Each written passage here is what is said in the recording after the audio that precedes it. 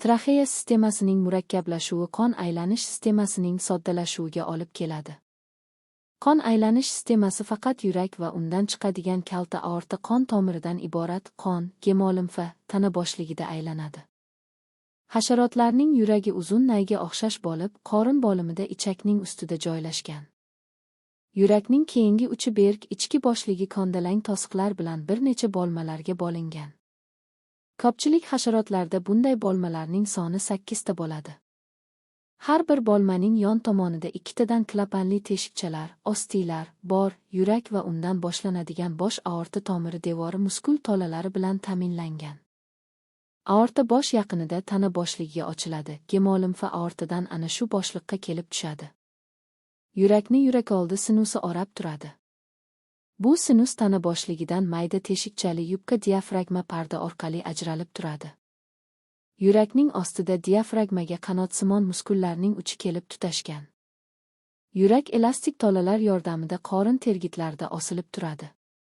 Ko'pchilik hasharotlarda xuddi shunday diafragma parda ichakning ostida ham bo'ladi. Qanotsimon muskullar qisqarganida diafragma pastga tortiladi, yurakoldi sinusi kengayib, gemolimfa bilan to'ladi. Gemolimfa ostilar orqali yurak boshligiga o'tadi. Yurak devoridagi muskullarning ketma-ket to'lqinsimon qisqarishi natijasida qon yurakdan aortaga chiqadi, undan bosh yaqinida tana boshligiga kelib quyiladi. Ichakosti diafragma muskullari qisqarganida gemolimfa tana boshligida oldingi tomondan keyingi tomoniga oqadi.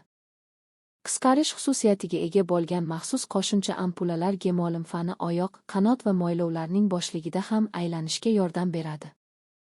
Yurakning qisqarish tezligi puls hasharotlar turiga va uning fiziologik holatiga bog'liq bo'ladi.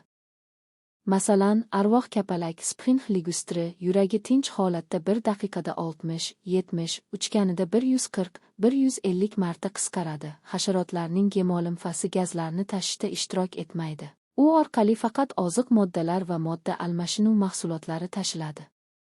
Shu sababdan hasharotlar qonida eritrotsitlar yoki shunga o'xshash qon elementlari gemoglobini ham bo'lmaydi. Gemolimfa esa rangsiz, sarg'ish yoki yashil tusda bo'ladi. Faqat ayrim chivinlar, xususan xronomitlar lichinkalari gemolimfasida gemoglobini borligi sababli qoni qizil tusda bo'ladi. Bunday lichinkalarda traxeya sistemasi bo'lmaganligi tufayli gemoglobini gemolimfaga diffuziya yo'li bilan o'tadigan kislorodni bog'lash xususiyatiga ega. Hasharotlarning gemolimfasida fagotsitoz xususiyatiga ega bo'lgan maxsus hujayralar gemotitlar bo'ladi. Bir qancha hasharotlarning gemolimfasi tarkibida kuchli zaharli moddalar bor. Ayrim qongizlar, xon qizi, malhamchi ning gemolimfasi oyoqlarning bo'ginlaridagi teshiklardan mayda tomchilar holida chiqib turadi. Zaharli gemolimfa hasharotlarni boshqa yirtqich hayvonlarga yem bo'lib ketishdan saqlab qoladi.